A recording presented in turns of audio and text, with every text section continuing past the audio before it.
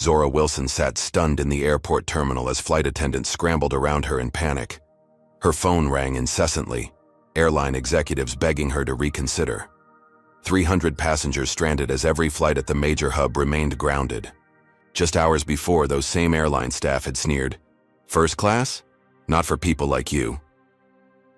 Before we dive into this incredible story of justice and resilience, where are you watching from today? Hit that like button and subscribe if you've ever witnessed discrimination and wanted to see justice served. Get ready for a journey that will show you exactly what happens when powerful people underestimate a black woman who knows her worth. Zora Wilson embodied excellence in every sense of the word. Growing up in the rougher neighborhoods of Oakland, California, she had defied every expectation placed upon her. Her journey began with a scholarship to Stanford University, where she graduated summa cum laude with dual degrees in computer science and business administration. She followed this with an MBA from Harvard Business School, where professors still used her thesis on inclusive technology markets as required reading. By 35, Zora had transformed from a girl raised by a single mother working 3 jobs to the founder and CEO of Horizon Innovations, a technology company revolutionizing artificial intelligence applications in healthcare.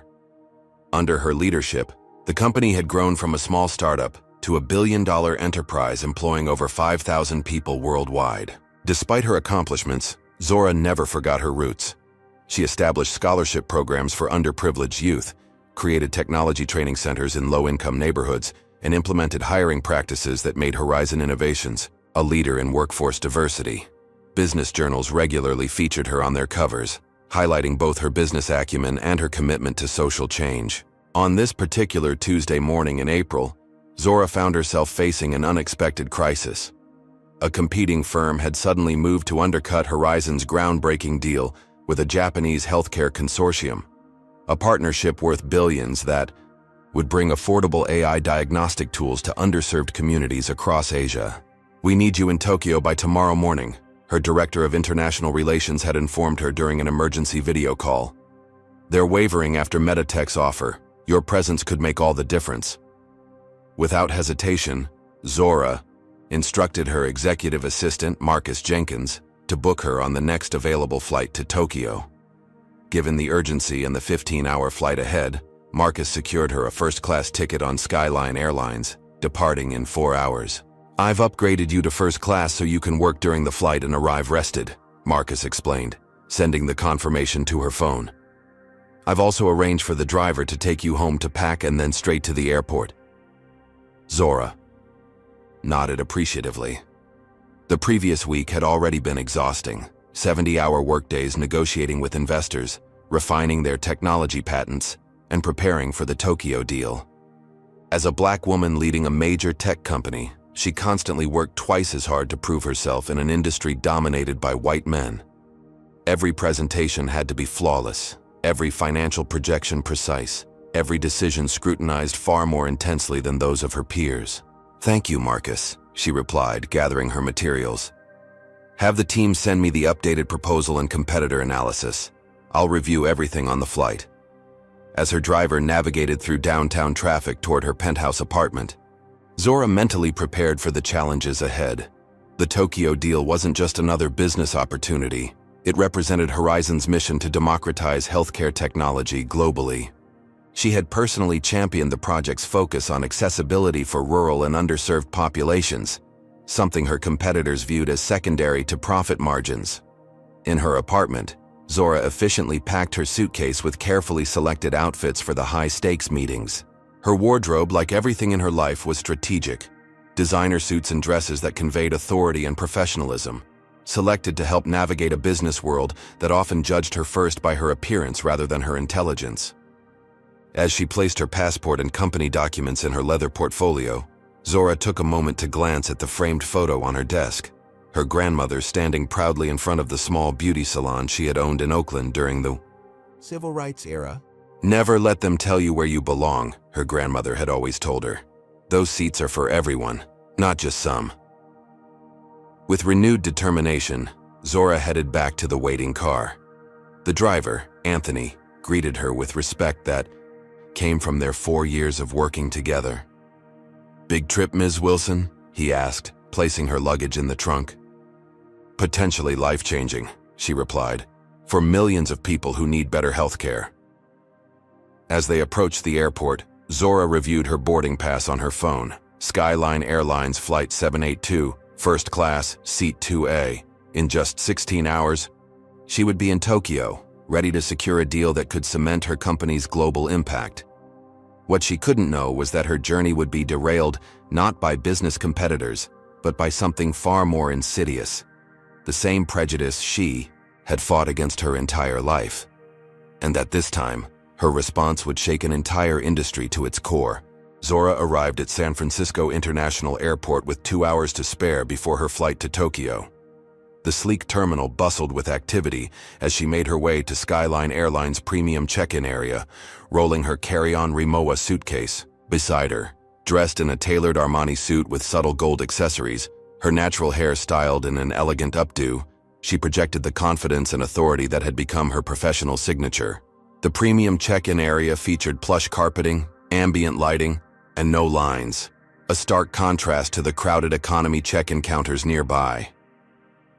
Zora approached the counter where a ticketing agent, a middle-aged white man whose name tag read Calvin Pierce, was typing on his computer. "Good afternoon," Zora greeted him professionally, placing her passport and phone with her digital boarding pass on the counter.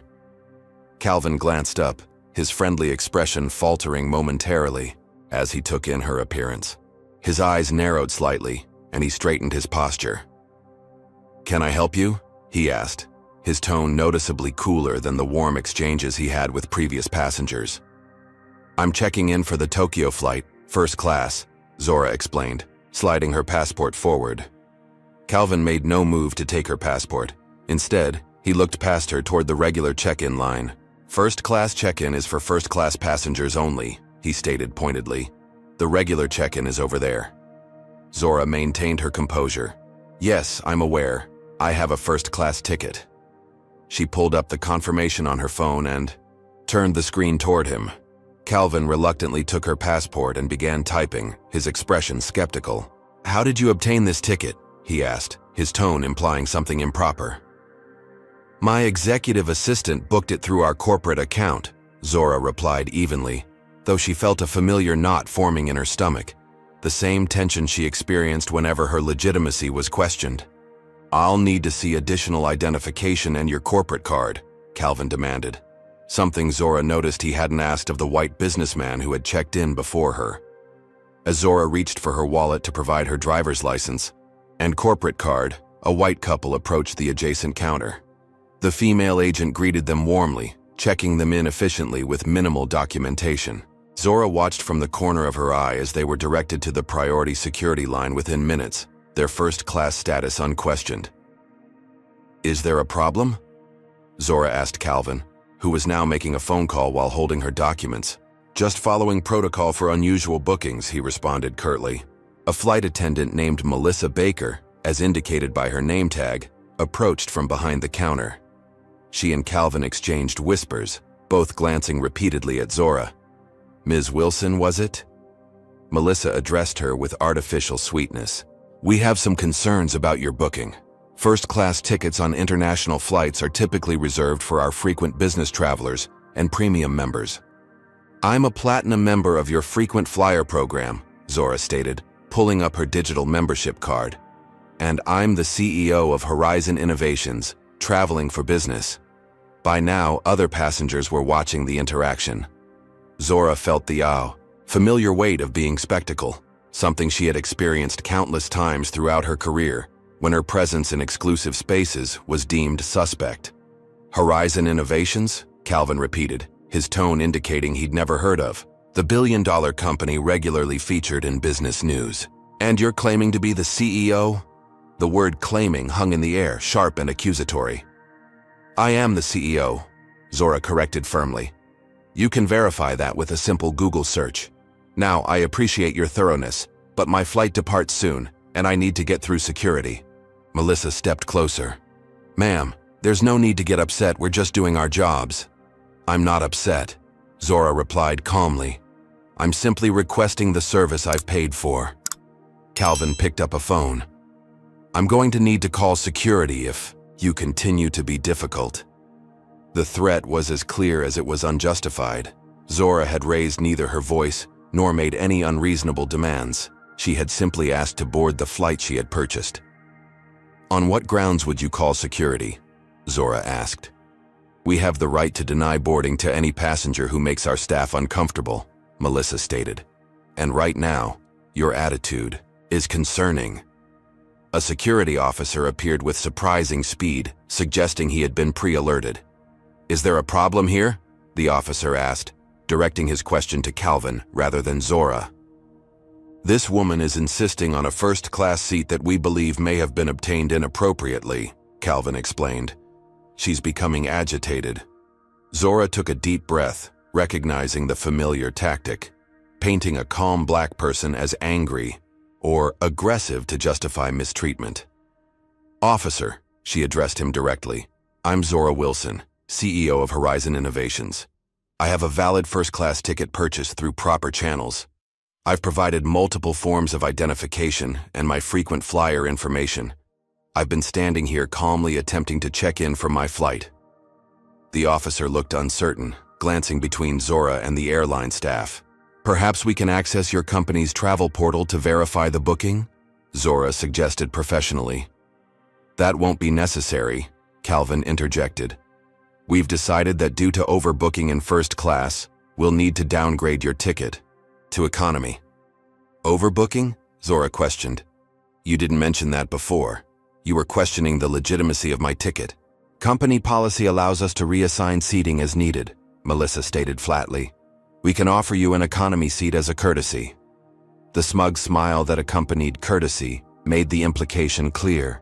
They were doing her a favor by allowing her on the plane at all. I need to work during this flight and arrive rested for important business negotiations, Zora explained. That's why I purchased a first-class ticket. Well, Calvin said with finality, pushing an economy boarding pass across the counter. This is what's available to you. You can take it or wait for another flight tomorrow. Knowing she couldn't afford to miss the Tokyo meeting, Zora reluctantly took the economy boarding pass. As she turned away from the counter, she noticed another black passenger being escorted from the premium security line, despite having proper documentation. In that moment, Zora realized this wasn't an isolated incident but a pattern. The humiliation burned, but something else emerged alongside it: determination. Throughout her life and career, she had encountered barriers meant to make her feel small, to remind her of boundaries others believed she shouldn't cross. But they had underestimated who they were dealing with. Zora Wilson hadn't built a billion-dollar company by accepting arbitrary limitations.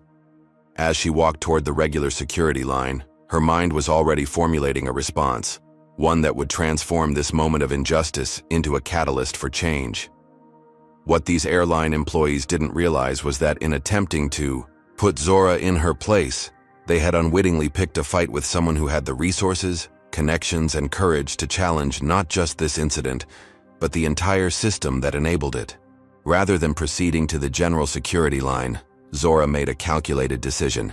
She turned and walked toward the airport's premium lounge, where her platinum traveler status, despite her downgraded ticket, still granted her access. Finding a quiet corner away from other travelers, she sank into a leather chair and allowed herself 30 seconds of the emotion she had suppressed during the confrontation.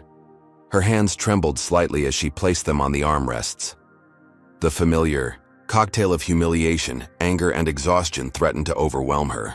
Throughout her career, Zora had faced countless microaggressions, but this blatant discrimination hit particularly hard because of what was at stake.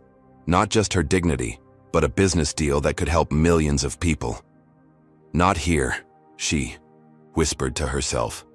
Not now. Zora closed her eyes and heard her grandmother's voice. They expect your anger. It's how they justify their treatment. Give them your brilliance instead. The moment of vulnerability passed, replaced by strategic clarity. Zora had built her success not just on technological innovation, but on understanding systems and how to navigate them. This situation required the same analytical thinking she applied to business challenges. She reached for her phone and opened Her contacts, scrolling to Thomas Rodriguez, Horizon Innovation's chief legal counsel. Thomas answered on the second ring. "Zora, aren't you supposed to be in the air by now?" he asked. "Change of plans," she replied, her voice steady as she recounted the incident. "I need you to pull together a team immediately. We're dealing with both individual and potentially systemic discrimination at Skyline Airlines." Thomas's response was immediate and supportive. "I'm on it. Documentation first. Send me all your booking details, frequent flyer information, and a timeline of events while it's fresh. I'll have our civil rights specialist fly in from New York tonight. Thank you. Also, I need information on Skyline's history. Any discrimination complaints, settlements, pattern of behavior. Already typing the search terms," Thomas assured her. "What's your next move?" "Strategic pressure points," Zora replied.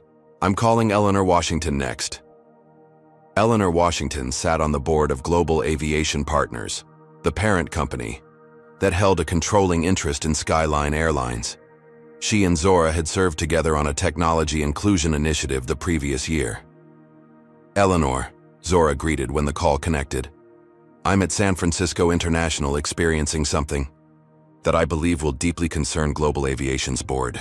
As Zora relayed the details, Eleanor's reaction shifted from surprise to alarm. "This is completely unacceptable," Eleanor stated firmly, "especially given the diversity commitments GAP made to shareholders last quarter. I'm contacting the chairman immediately. Document everything, Zora. This needs to be addressed at the highest level." Next, Zora texted her executive assistant, "Need you to pull contact info for top business reporters at WSJ, NYT, Bloomberg. Also, access our corporate Instagram and Twitter accounts. Hold for further instructions." While waiting for Marcus's response, Zora began recording voice notes detailing the incident, names, times, exact phrases used. Having learned through experience, she knew documentation would be crucial. Her phone chimed with an incoming message from a number she didn't recognize. "Ms. Wilson, I work at Skyline Customer Service. Saw what happened at check-in. This isn't first time. Have internal docs. Want to help? Meet at Blue Bottle Coffee near Gate 23. Zora considered the message carefully. It could be a setup to paint her as threatening staff, but it could also be a valuable insider perspective. She replied, "Thank you for reaching out. Can we start with a phone call instead?" 5 minutes later, she was speaking with Jamie Diaz, a customer service representative who had witnessed similar incidents repeatedly during 3 years at Skyline. "There's an unwritten policy," Jamie explained nervously. "Certain staff are trained to maintain the premium experience by finding reasons to question or downgrade passengers who don't fit the Skyline first-class profile. It's never explicitly about race in the training, but the pattern is clear." "Do you have any documentation of this?" Zora asked. "Training materials with coded language, internal emails about passenger profile management, and statistics on downgrades by demographic that were collected but never published. I've been saving copies." "Jamie, what you're describing could be evidence of systemic discrimination. Would you be willing to share these materials with my legal team?" "That's why I reached out," Jamie confirmed. "But I'd need protection. I can't lose my job. I have family depending on me." "My company can guarantee whistleblower protection, including legal representation and financial support if necessary," Zora assured them. "Send what you have to the secure email address I'm texting you now." By this point, Zora had transformed the lounge corner into an impromptu command center. Her laptop was open, her legal team was mobilizing, and a strategy was forming.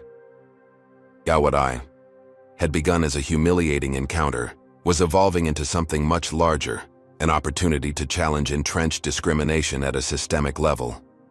Have you ever been in a situation where someone underestimated you, only to regret it later? Comment number 1 if you believe Zora should take this airline all the way down. Or number 2 if you think she should accept their offer of an economy seat and focus on her business deal. Hit that like button if you admire how she's responding with strategic action rather than just emotional reaction. Now, what exactly did the airline do next that turned this confrontation into a corporate crisis? Let's find out. While Zora orchestrated her response from the relative sanctuary of the premium lounge, Calvin Pierce and Melissa Baker were crafting their own narrative at the check-in counter.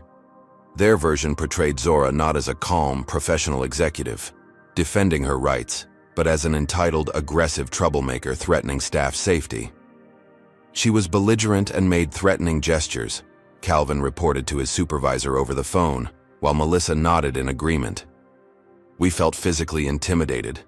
I believe she represents a security risk to the aircraft. This fabricated account triggered a series of escalating responses within Skyline's security protocols.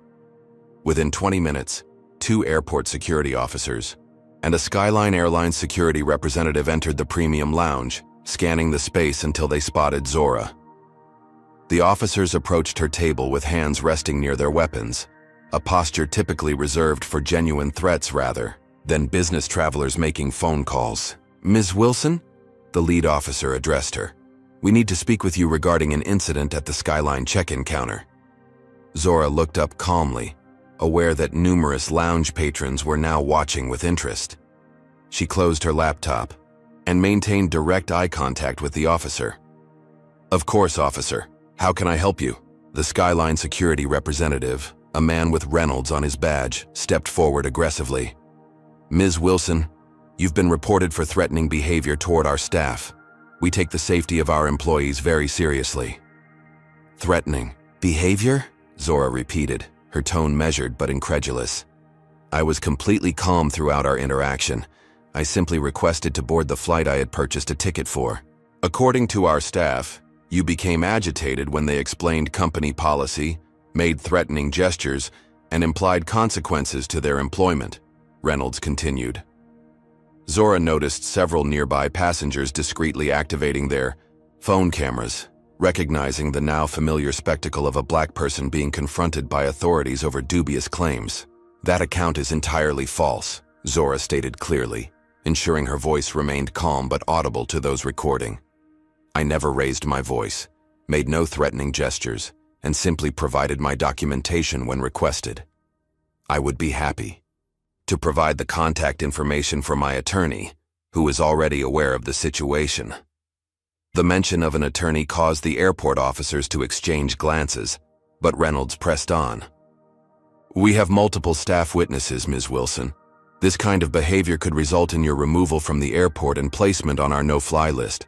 However, we're prepared to resolve this issue if you'll simply apologize to our staff and agree to discontinue any complaints about your seating arrangement." The audacity of the demand, that she apologize for experiencing discrimination, momentarily left Zora speechless. Before she could respond, her phone buzzed with a social media notification.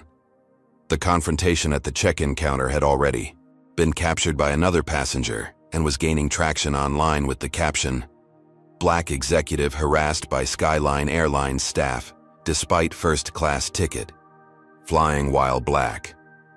The airport security officers, noting Zora's composed demeanor contrasted with the threatening individual they'd been called to confront, began to look uncomfortable with their role in the situation. "Ma'am, is there someone from your party who can meet you here?" one officer asked, clearly seeking a de-escalation path. "My legal team is already en route," Zora replied, "and I've informed board members of Skyline's parent company about this situation." The mention of the parent company visibly rattled Reynolds, who stepped back and whispered something into his radio. Within minutes, a new figure hurried into the lounge. Marcus Thornton, Skyline's Regional Customer Experience Director, a polished executive in his 50s. "Ms. Wilson," Thornton greeted with an ingratiating smile, dismissing Reynolds with a subtle nod. "I've just been briefed about this unfortunate misunderstanding. Perhaps we could speak privately?" "I prefer to have this conversation with witnesses present," Zora replied, gesturing to the lounge around them. Thornton's smile tightened. "As you wish. Skyline Airlines values all our passengers and we regret any miscommunication that may have occurred. I'd like to offer you a voucher for future travel and an upgrade on your next booking with us." "This wasn't a miscommunication, Mr. Thornton," Zora corrected. "Your staff discriminated against me based on my race, questioned the legitimacy of my status without cause, downgraded my ticket without justification, then falsely reported me as threatening when I calmly objected." Thornton lowered his voice. These are serious allegations, Ms. Wilson. Accusations of discrimination can damage reputations, both corporate and personal. I'm offering a generous compensation package that many would find more than adequate.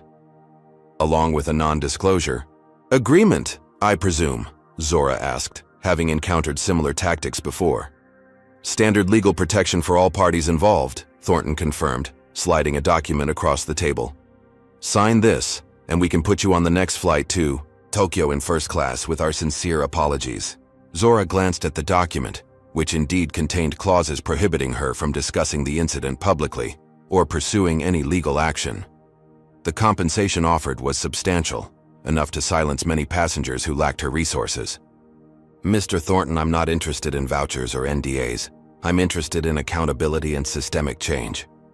Thornton's demeanor shifted, the accommodating smile replaced by a colder expression. Ms. Wilson, let me be frank. Passengers who become problematic to our operations sometimes find themselves experiencing travel difficulties across multiple airlines. The industry has cooperative security protocols. It would be unfortunate if your business travel were to be complicated by security flags in the system. The veiled threat hung in the air between them. Thornton was essentially suggesting that if Zora didn't accept the hush money, she might find herself on no-fly lists or subjected to random security checks that would make her international business travel virtually impossible. What Thornton didn't know was that during this conversation, Zora had been recording audio on her phone, and Thomas Rodriguez had been listening to the entire exchange.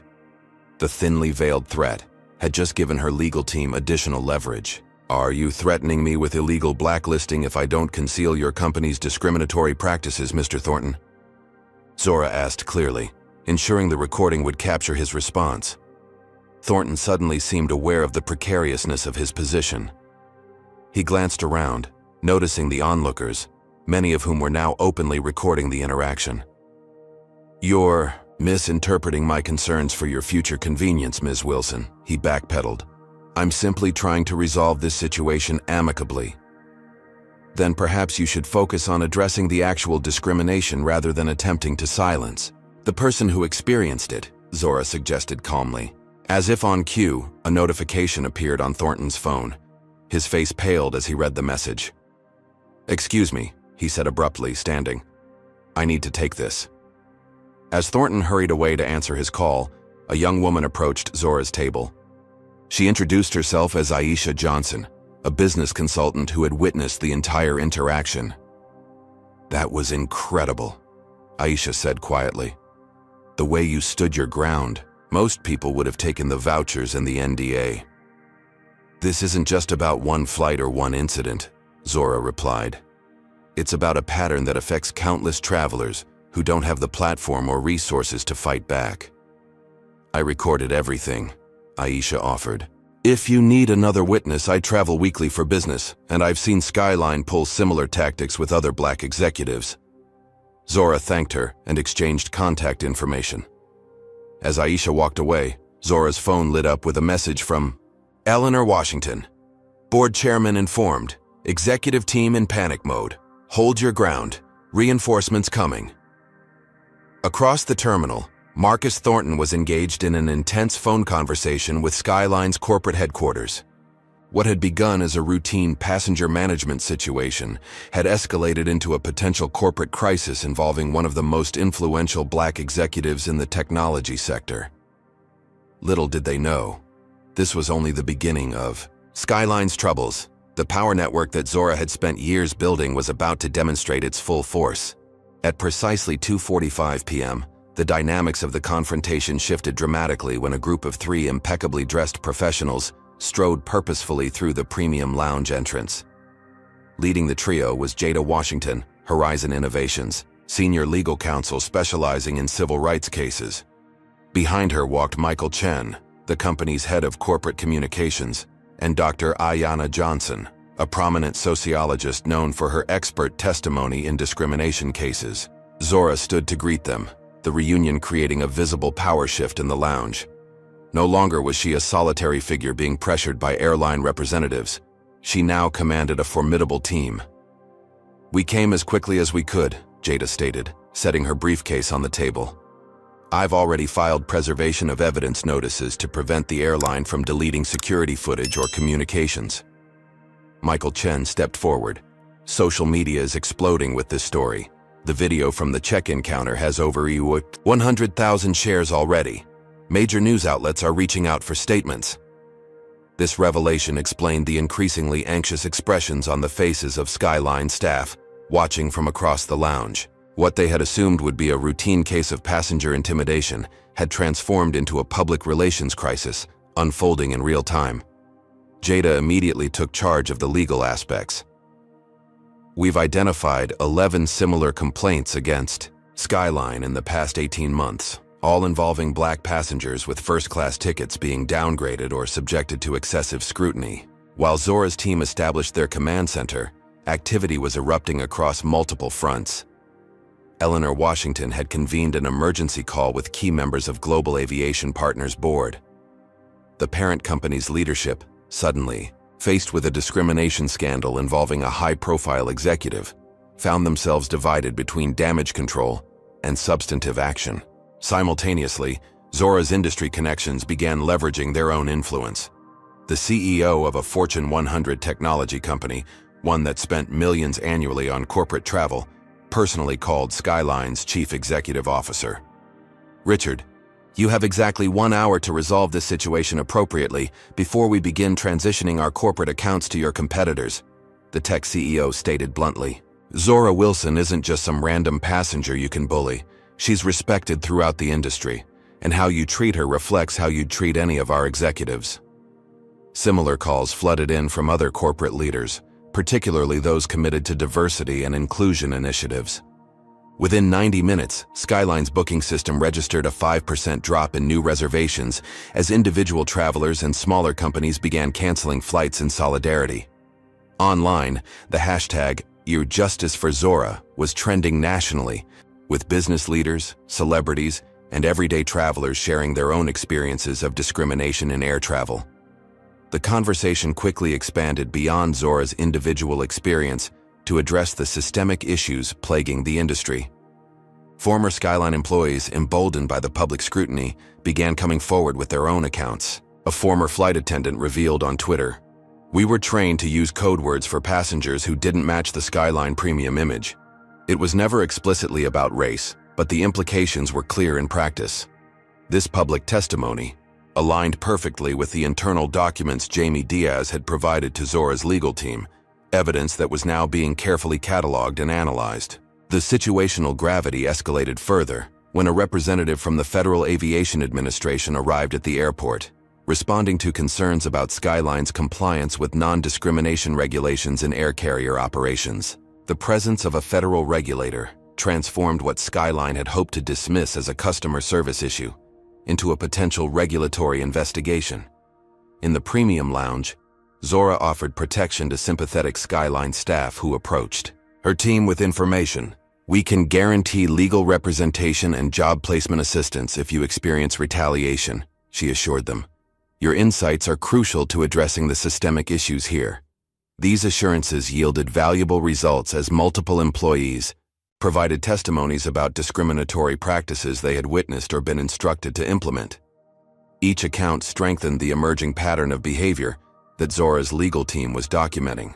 As trading opened on the Tokyo Stock Exchange, where Global Aviation Partners was dual-listed, the company's stock price began to slide in response to the emerging controversy. Financial analysts issued hasty notes to investors addressing the potential impact of discrimination allegations on the airline's global reputation and business prospects. The pressure on Skyline intensified from every direction: legal, financial, regulatory, and public relations. What had begun as a routine instance of discrimination, something the airline had apparently managed to contain many times before, had evolved into a multidimensional crisis that threatened the company's fundamental operations. In the midst of this escalating situation, Zora remained remarkably composed. While her team managed the various aspects of the response, she focused on a crucial realization. This moment represented an opportunity not just for personal justice, but for industry-wide accountability. "We need to push beyond individual consequences," she instructed her team.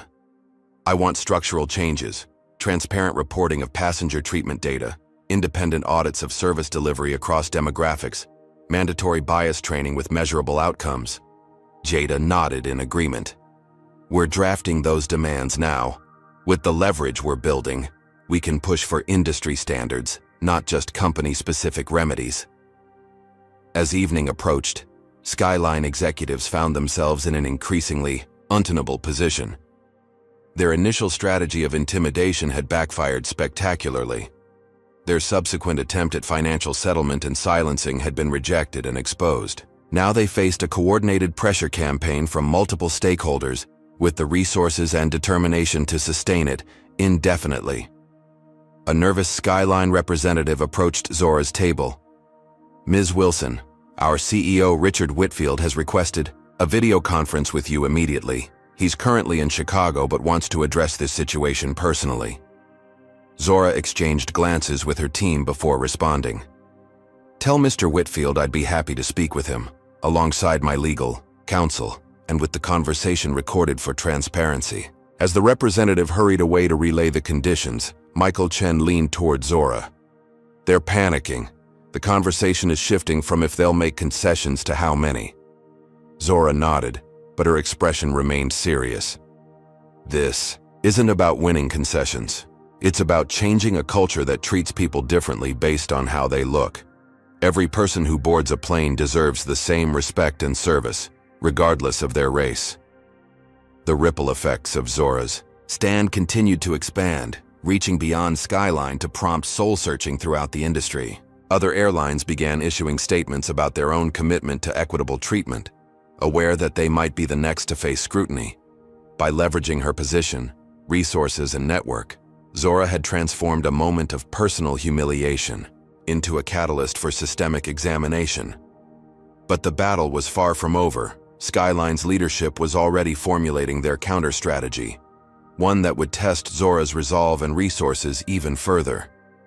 As night fell over San Francisco International Airport, the Skyline Airlines crisis management team assembled in their corporate headquarters executive boardroom in Chicago.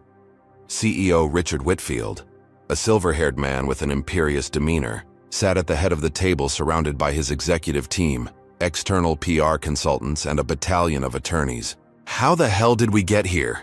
Whitfield demanded, slamming his fist on the polished mahogany table. One passenger. One. And we're facing a stockholder panic, boycott threats, and regulatory scrutiny? Patricia Winters, Skyline's chief marketing officer, cleared her throat. Sir, Ms. Wilson isn't just any passenger. She's a prominent black female CEO with significant influence across multiple industries. The optics of this situation. I don't care about her resume, Whitfield interrupted. I care about containing this before it causes irreparable damage to our brand and stock value. What's our strategy? Gregory Palmer, head of the crisis management firm hastily retained by Skyline, stepped forward with practiced confidence. We need to reframe the narrative immediately. Ms. Wilson may have genuine grievances, but perception is reality in crisis management. Palmer activated a presentation titled Narrative Control Strategy. The first slide outlined a multi-pronged approach to undermine Zora's credibility without appearing overtly racist. We deploy these tactics simultaneously, Palmer explained. First, we paint Ms. Wilson as the angry black woman stereotype. We find staff who can testify that she was aggressive and unreasonable, regardless of what actually happened. This undermines her credibility with certain demographic segments. The executives nodded as Palmer continued, advancing to the next slide. Second, we selectively edit security footage to support our narrative. We can remove portions showing our staff's dismissive behavior and focus on any moments where Ms. Wilson could be perceived as emotional. Our technical team is already working on this. Whitfield interjected, Is that legal? Editing footage that might be subpoenaed? The lead attorney responded smoothly, We're not destroying evidence, merely curating our public response materials. The complete footage remains preserved in our archives. This semantic distinction appeared to satisfy Whitfield, who gestured for Palmer to continue. Third, we flood social media with counter-narratives. We have a network of paid commentators and influencers who can question Ms. Wilson's motives, suggesting this is about publicity or financial gain rather than discrimination. Comments like, "Why make everything about race?" and "Just another wealthy" executive throwing her weight around can significantly dilute public sympathy. The strategy continued with increasingly aggressive tactics. Palmer outlined plans to pressure witnesses to recant or modify their accounts, using Skyline's position as a major employer to subtle effect. Most people won't risk their jobs to support a stranger's discrimination claim no matter what they saw. Perhaps most disturbing was the directive to assemble a team of private investigators to examine every aspect of Zora's past, personal and professional, searching for anything that could be used to discredit her. "Everyone has skeletons," Palmer assured the group. Financial irregularities, personal indiscretions, business decisions that can be reframed negatively, we find these and leak them strategically to shift focus from Skyline's actions to Ms. Wilson's character. Meanwhile, Robert Kensington, Skyline's politically connected board chairman, had already begun making calls to regulatory contacts, attempting to influence any potential investigation before it gained momentum. "I've spoken with my contact at the Transportation Department," Kensington reported. He understands the delicacy of these situations and the potential for misinterpretation of standard airline protocols. He'll ensure any inquiry is handled with appropriate restraint. As the executive team embraced these increasingly unethical counter-strategies, a junior staff member named Sarah Chen sat quietly in the corner, ostensibly taking notes but actually recording the meeting on her phone. As Horizon Innovation's newest mole within Skyline's organization, recruited through industry connections hours earlier, she was documenting every word of their planned character assassination and evidence manipulation. While Skyline's leadership believed they were regaining control of the narrative, they were actually digging themselves deeper into a scandal that would soon extend far beyond a single incident of discrimination. The following morning, major news outlets across the country led with a startling headline: "Exposed: Skyline Airlines' secret system for discriminating against black passengers." The revelation wasn't just about Zora Wilson's experience anymore. It detailed an elaborate company-wide practice of racial profiling that had been operating for years. The investigation, fueled by documents provided by multiple Skyline whistleblowers, revealed damning evidence. Internal memos dated 3 years prior outlined what executives called passenger profile management, a euphemism for systematic discrimination. One particularly incriminating document from a regional director instructed staff to maintain our premium cabin atmosphere by ensuring passenger demographics align with our brand identity. Training materials showed customer service representatives were taught coded language to deny services without explicitly mentioning race. Terms like non-traditional premium traveler and customer fit assessment served as thin veils for racial profiling. Statistical analysis conducted by independent researchers using the leaked data showed black passengers with first-class tickets were 19 times more likely to be downgraded or subjected to additional verification requirements than white passengers with identical status and booking methods. Former employees testified about a secretive scoring system used to evaluate passengers' suitability for premium cabins, with factors including appearance, articulation, and alignment with Skyline's premium image, criteria that consistently disadvantaged non-white travelers. Perhaps most shocking was the revelation that Skyline had been tracking these disparities internally, with quarterly reports showing the racial breakdown of passenger reallocations. These reports were discovered in a secure executive file share uncovered by Sarah Chen. As these revelations spread across traditional and social media, the discrimination at Skyline was placed in the larger context of American corporate culture. Dr. Ayanna Johnson appeared on morning news programs explaining how systematic discrimination often hides behind corporate policies and coded language. "What we're seeing at Skyline isn't unique. It's just been exposed," Dr. Johnson explained. Many corporations maintain environments of exclusion while publicly claiming commitment to diversity. This case provides a rare glimpse into how discrimination is operationalized and institutionalized in corporate America. The economic impact of this discrimination was also brought to light. A hastily conducted industry study estimated that black business travelers collectively lost millions of dollars in productivity annually due to discriminatory treatment in air travel, from unwarranted security delays to seating reallocation that prevented them from working effectively during flights. Further investigation revealed connections between Skyline's executive leadership and political organizations known for opposing civil rights legislation. Corporate donation records showed that Skyline had contributed substantially to lobbying efforts against expanded transportation equality regulations. As the evidence mounted, personal stories from discriminated passengers across the country flooded social media platforms. A respected neurosurgeon shared how he was regularly asked to verify his first-class tickets despite traveling weekly for medical consultations. A federal judge described being asked to move from her rightfully purchased seat to accommodate a white passenger.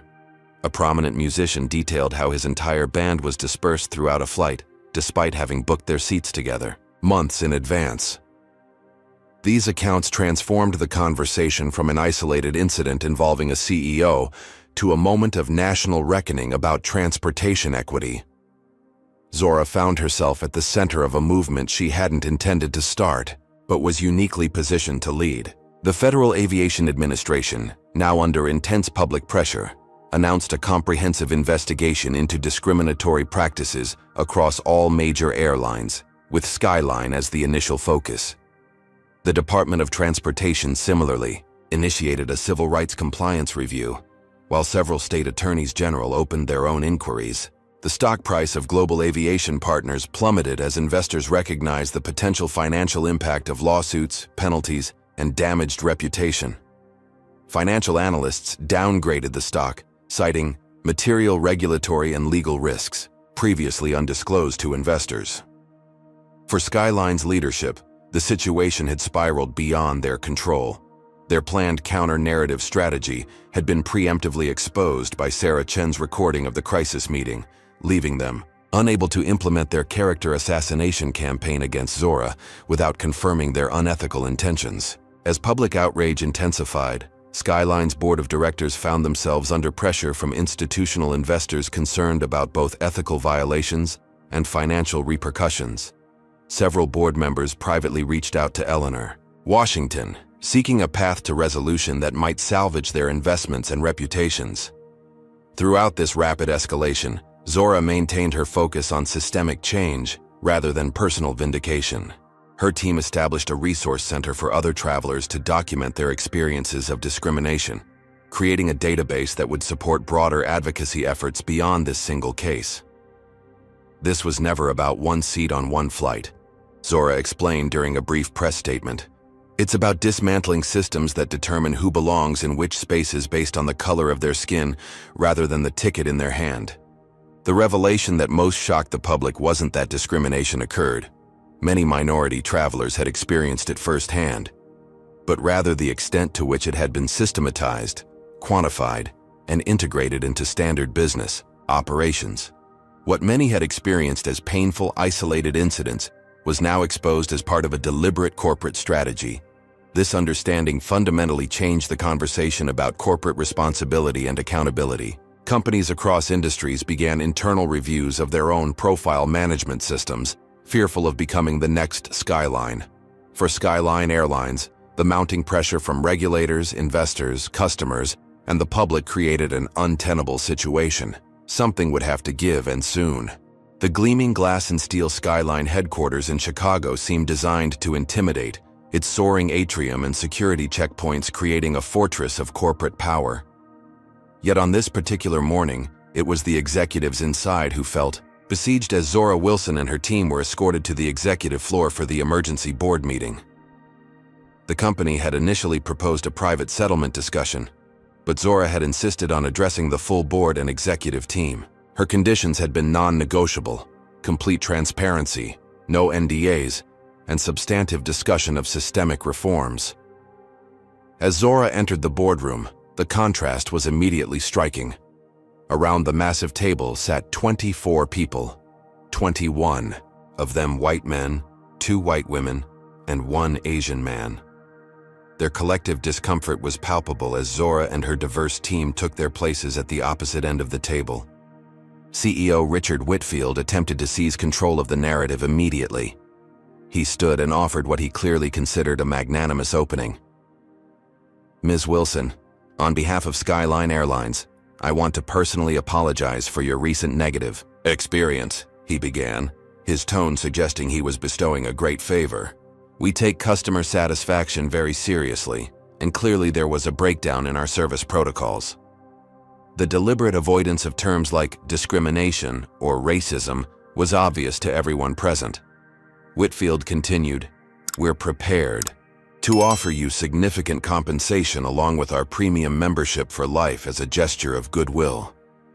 Zora remained silent, her expression unchanged as Whitfield concluded, "We're confident we can put this unfortunate incident behind us and move forward positively." The silence that followed was deafening.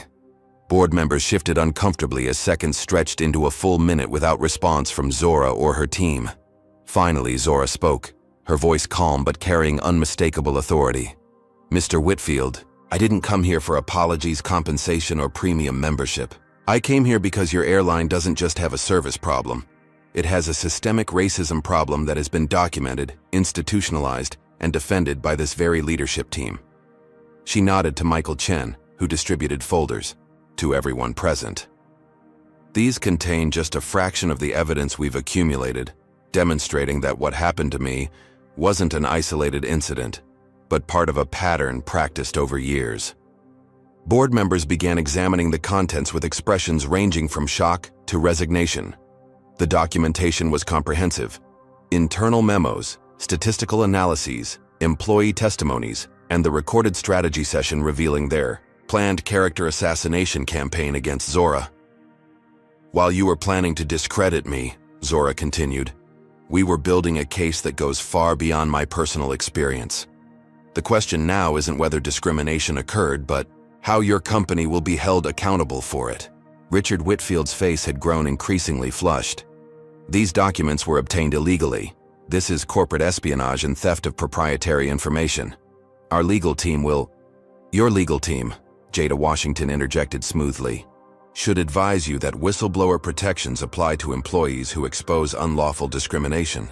Furthermore, evidence of attempting to destroy or manipulate records relevant to a federal investigation would constitute obstruction, a criminal offense." Eleanor Washington, representing Global Aviation Partners, spoke up from her position midway down the table. "The parent company's board is deeply concerned about these allegations and the evidence supporting them. We have a fiduciary duty to address practices that create material legal and financial risk." This explicit lack of support from a key board member visibly rattled Whitfield. He attempted to regain control of the meeting. "We acknowledge there may be opportunities to enhance our diversity and inclusion practices," he conceded reluctantly. "We're prepared to engage a consultant to review our protocols and suggest improvements." Zora shook her head. "Consultants and reviews are insufficient. What's required is a fundamental transformation of your company culture, practices, and leadership." She stood and walked to the front of the room, commanding the space with quiet confidence. "For generations, Black Americans have been told where they can sit, on buses, in restaurants, in theaters, and now on airplanes. Each time we've purchased a ticket for a particular seat, only to be told, not for people like you." The room was completely silent as she continued. "Today, I'm not just speaking for myself. I'm speaking for the doctor who missed his daughter's birthday because your staff decided he didn't look like he belonged in first class and made him miss his connection. For the attorney who was humiliated in front of her clients when your flight attendant questioned her ticket. For the student who saved for months to visit his dying grandmother, only to be bumped without cause." Zora placed her hands on the table and leaned forward. "What you may not have realized when your staff decided to discriminate against me is that my company, Horizon Innovations, manages investment funds for several of your largest institutional investors. We've been considering diversifying our transportation industry holdings." This revelation sent a ripple of alarm through the board members. Several began whispering urgently to each other. "In fact," Zora continued, "we were in preliminary discussions about acquiring a minority stake in Global Aviation Partners. Those discussions are now on hold, pending the outcome of this situation." Richard Whitfield blanched. You're threatening a hostile takeover because of a seating misunderstanding? No, Mr. Whitfield. I'm informing you of business decisions being reconsidered in light of documented systemic discrimination that creates both ethical and financial liability. There's a difference. Zora laid out her non-negotiable demands: immediate removal of executives who had knowledge of or participated in discriminatory practices, a complete overhaul of passenger screening and seating policies with transparent reporting, substantial investment in anti-discrimination training with measurable outcomes, financial restitution to affected passengers, and the establishment of an independent oversight committee with real authority. Until these measures are implemented, Zora concluded, I've instructed my team to proceed with the regulatory complaints, class action lawsuit, and, most importantly, to advise the thousands of business travelers who use Horizon's corporate booking platform to avoid Skyline Airlines entirely. The implications were clear. Zora had the power to effectively ground Skyline's operations not through regulatory action alone, but through economic impact. As the gravity of the situation became apparent, the board split into factions. Some directors, particularly those with diverse business interests, recognized the existential threat to the airline and began suggesting compromise. Others, led by Chairman Robert Kensington, remained resistant. This is nothing short of extortion, Kensington declared. One passenger demanding the restructuring of an entire company over a perceived slight. Perceived? Zora repeated. Your own data shows that black first-class ticket holders are 19 times more likely to be downgraded than white passengers. That's not perception. That's measurable discrimination. The debate grew heated as board members calculated their personal liability, reputation risks, and financial exposure. Throughout, Zora remained composed, knowing that the evidence and leverage were on her side. Finally, a senior board member named William Hayes, who had remained silent until now, addressed the room. I've sat on this board for 15 years, he said gravely. If even half of what's in these documents is accurate, we've failed in our oversight duties. Ms. Wilson isn't just making reasonable demands, she's offering us a path to accountability that's likely more generous than what we'd face from regulators or the courts. This assessment from a respected board veteran shifted the momentum. After 4 hours of tense negotiation, the board voted 14-10 to accept Zora's core demands, with a committee established to implement the required changes. As the meeting concluded, Richard Whitfield made one final attempt to reassert his authority, approaching Zora with artificial cordiality. We look forward to putting this misunderstanding behind us, he said, extending his hand for a conciliatory handshake. Zora looked at his hand but didn't take it. This isn't concluded, Mr. Whitfield. It's just beginning. I'll be watching the implementation of every agreed measure, and until I'm satisfied that real change has occurred, not just policy documents, but measurable transformation in how your airline treats all passengers, every Skyline flight remains grounded. With that declaration, Zora turned and left the boardroom, leaving behind a leadership team confronting the consequences of discrimination they had enabled, ignored, or actively promoted. The message was clear. Accountability had arrived, and it wouldn't be placated with empty gestures or hollow apologies. The ripple effects of Zora Wilson's stand against Skyline Airlines extended far beyond that contentious boardroom confrontation. Within hours of the emergency board meeting, aviation channels buzzed with unprecedented news.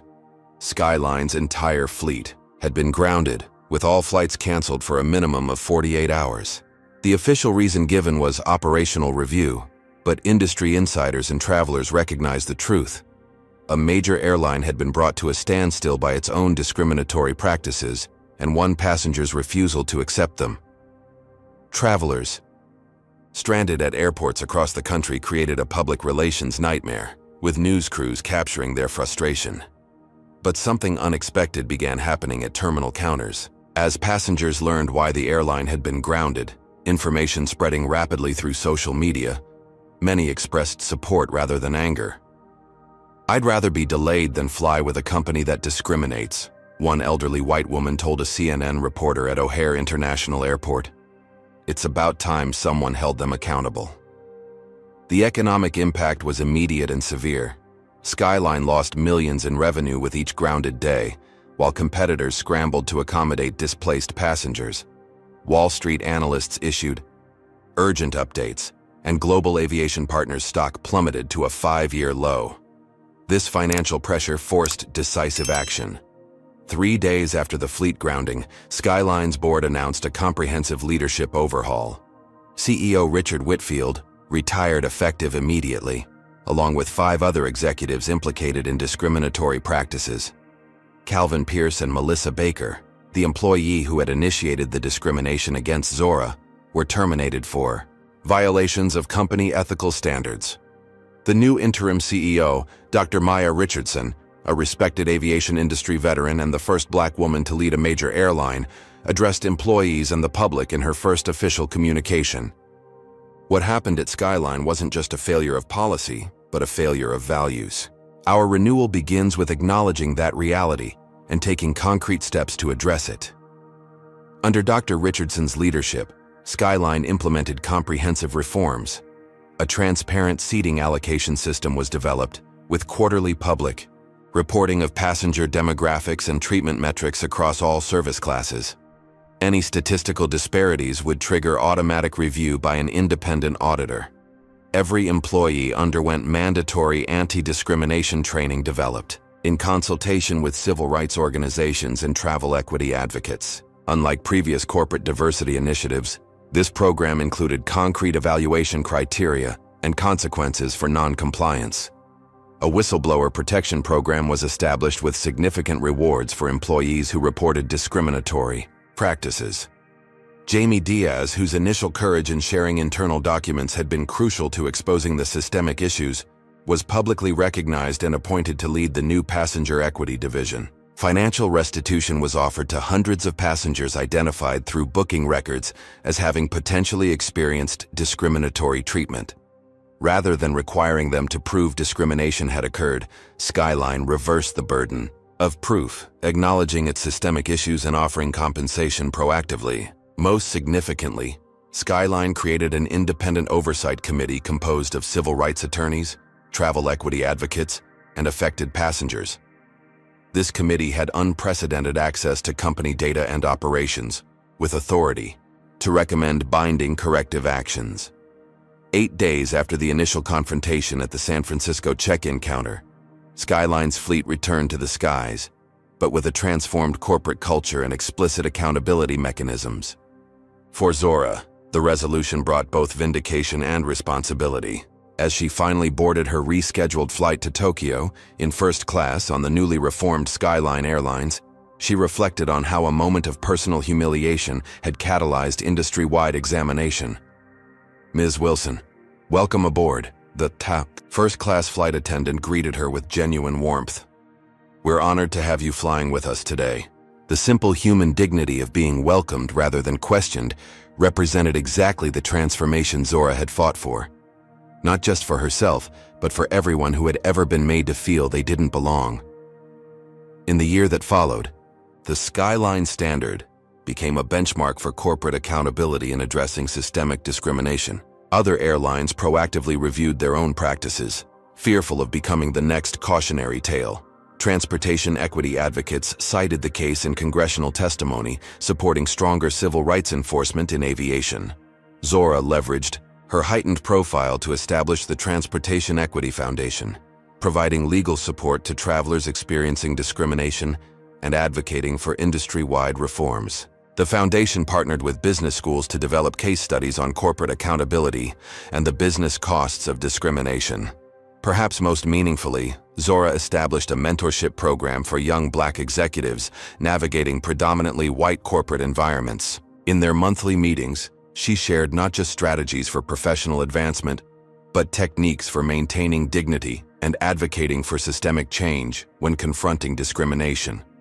During one such mentoring session, a young woman asked Zora if she regretted the confrontation, given how it had temporarily pulled her away from her primary business responsibilities.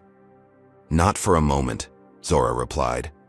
"The Tokyo deal was important, and we eventually secured it. But some battles transcend business. When you have the platform and resources to challenge systemic injustice, that becomes its own responsibility." She smiled at the circle of young faces around her.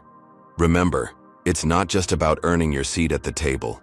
It's about ensuring the table is accessible to everyone who deserves to be there. On the one-year anniversary of the incident, Horizon Innovations and Skyline Airlines announced a groundbreaking partnership, a technology platform that would help transportation companies identify and address potential bias in their customer service algorithms and human decision-making processes. At the press conference announcing the initiative, Dr. Richardson acknowledged how far Skyline had come. A year ago, we were a case study in corporate discrimination. Today, we're working to become a model for corporate transformation. The journey isn't complete, but our direction has fundamentally changed. Zora concluded the event with words that resonated far beyond the aviation industry. True equity isn't achieved through single victories or policy documents. It's built through consistent accountability, measurable outcomes, and the courage to confront uncomfortable truths. Most importantly, it requires recognizing that no one should ever have to justify their presence in spaces they have legitimately earned, whether that's a seat in first class, a place in the boardroom, or any other table where decisions are made. As she left the podium to enthusiastic applause, Zora carried the same quiet determination that had sustained her from that first confrontation at the check-in counter. The battle for one seat had evolved into a movement for equitable access to all spaces, a transformation that would benefit generations to come. Have you ever stood up against discrimination or witnessed someone else do so? What was the outcome? Your experiences matter in this ongoing conversation about equity and justice. Comment below with your thoughts, and don't forget to like, subscribe, and share this story if it resonated with you. Together, we can create a world where everyone is treated with dignity, regardless of their appearance. Thank you for watching, and remember, one person's courage can transform an entire system. Zora Wilson's journey teaches us that confronting discrimination requires both courage and strategy. Individual dignity matters, but lasting change demands systemic transformation. When facing injustice, document everything, build alliances, and focus on structural solutions rather than personal vindication. Power doesn't just come from positions or titles, but from networks, knowledge, and unwavering determination. The most effective advocacy combines moral clarity with strategic leverage. Remember that silence often perpetuates discrimination, while speaking up can reveal how many others share your experiences.